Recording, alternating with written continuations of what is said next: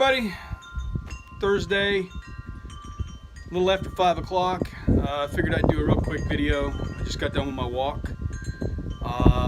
In fact, let me go ahead and I'll move away from the wind chimes here, see if I can do this. So anyhow, want to do a quick video. I want to try to do a quick video. Try to make it not too much of a rant. Anyhow, I just with all the news media and all the social media talk and about the shooting in Florida at the school in Florida yesterday, and the immediate call for further gun control laws or stricter gun control laws, I guess this video will be I'm posing a question to you people. And you can share this or whatever.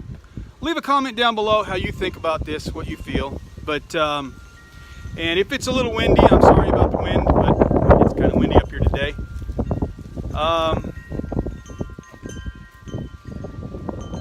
Here's how I look at things.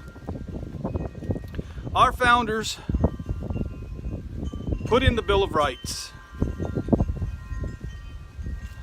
the right to bear arms, and that it should not be infringed upon. And we, for the last 200-something years, have allowed more and more and more infringement upon rights, to the point of you really don't have a right to bear arms. You have a privilege. You no longer have a right. You have to have a permit. You have to buy a license to hunt, whatever you're going to hunt. You can't just go hunt whatever. You have to go through a check, which, I mean, you know, if you think about it, that's not such a bad thing. But then again, it's a slippery slope. As soon as you say, well, it's not that bad of a deal if you go ahead and you put me through a database to make sure I haven't done anything stupid. Well, next thing you know, well, not only do we have a database to make sure I didn't do anything stupid, then we have a database to make sure that you know what kind of gun I have, how many I have, where I keep them. You go as far as to say where I can actually keep them, how many I can actually have. Then you tell me what kind I can have, what kind I can't have, what kind of ammo I can have, what kind of ammo I can't have. That's infringement. The founders didn't say, hey, by the way, you have a Second Amendment right to bear arms as long as it's not a 30-round magazine, as long as it's not a semi-automatic, as long as it's not an AR-15, as long as there was none of that going on. And to be quite honest, all the laws, all the regulations, all the rules, all the legislation in the world isn't going to fix the problem with gun violence. Look at gun-free zones. What are they doing? Are they solving the problem with, I don't know, gun violence on school campuses? Or gun violence in gun-free zones? No. How dumb can you be to think that would? What you've done is you've made everybody in a gun-free zone a potential target, a soft target. You've made everybody a potential victim because you want to feel safe. And how safe are you really if you're in a gun-free zone? No one has a gun except for the individual walking in to shoot you. They have a gun. You don't, because you're in a gun-free zone, and if you are a law-abiding citizen, you didn't bring a gun. If you're a criminal, well, you brought a gun, because criminals don't really follow the law, do they? I mean, it's a proven fact. They're a criminal because they don't follow the law. Kind of a simple, you know, concept. I don't know. Maybe it's just me. But Honestly, I don't get these people who are gun confiscation, gun law fanatics that think that further law, further legislation is going to fix the problem we have with guns. They think if there's no guns, that there'll be no gun violence. Well, what the problem is if there's no guns, there'll be no legal citizen with a gun. The only ones that'll have a gun are the same people who have it now that are committing the crimes. Criminals who then have no one to stop them other than the police. And we know how people feel about the police. I mean, there are good cops and bad cops, right? So what you're saying is you don't believe in people owning guns unless it's the government or the police. But you don't want to trust a police officer because they're racist or whatever. Whatever, it doesn't matter. For me, I have a Second Amendment right to have and bear arms, to keep my arms. My Second Amendment right wasn't for a musket, because that's what they had back in the day, but they also had those people who were technologically advancing weapons even back then. So to think that semi-automatic or automatic weapons were only within the last 100 and some odd years, you're crazy, you're wrong. There were other weapons before that. They just weren't that prevalent. And a lot of them weren't that good. But that's beside the point.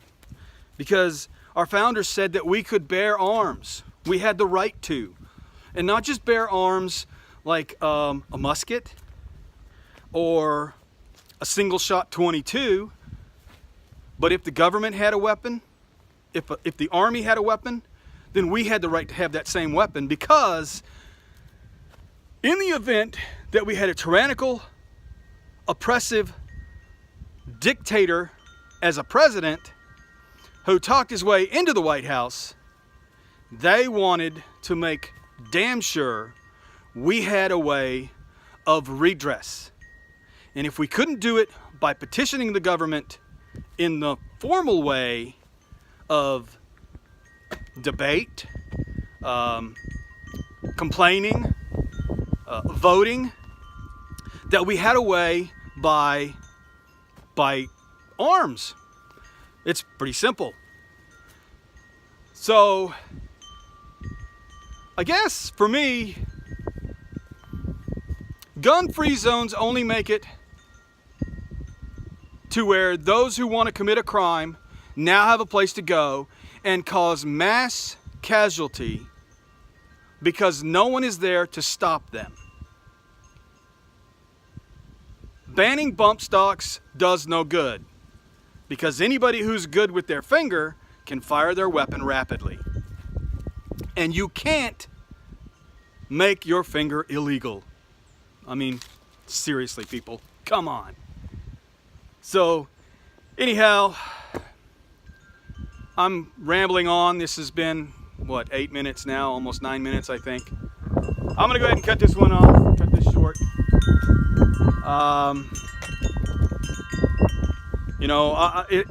It's not that I don't have, a heart, that I don't feel for these people that have lost loved ones. It's not that if my child were to have been in that kind of situation that I would not have some feeling about it. But I think to have someone go through something like that and then to have them just automatically say, well, we just don't need guns at all, that is the most absurd thing to ever think to say. I can't say that I wouldn't go that route, but I would hope that I wouldn't. I've never been through a situation like that, so I don't actually know exactly how they feel. I couldn't, and I wouldn't want to. But, at the same token, I know what my rights are supposed to be, and I know that further infringement upon them isn't going to fix the problem. This isn't a gun problem. This is a heart problem. This is a head problem. This is a mental problem. This is people that don't they don't have a clue what life really is. They don't care. They don't have a care for life. They don't know that once they pull the trigger, they don't care, I guess. They don't care that once they pull the trigger, they have now affected more than that individual's life that they just took. They affect everyone that touched that individual's life and everyone that touches their lives. So this call for further gun control is just asinine. Anyhow, I don't want to keep going about it. Agree, disagree, it's your prerogative, it's your right.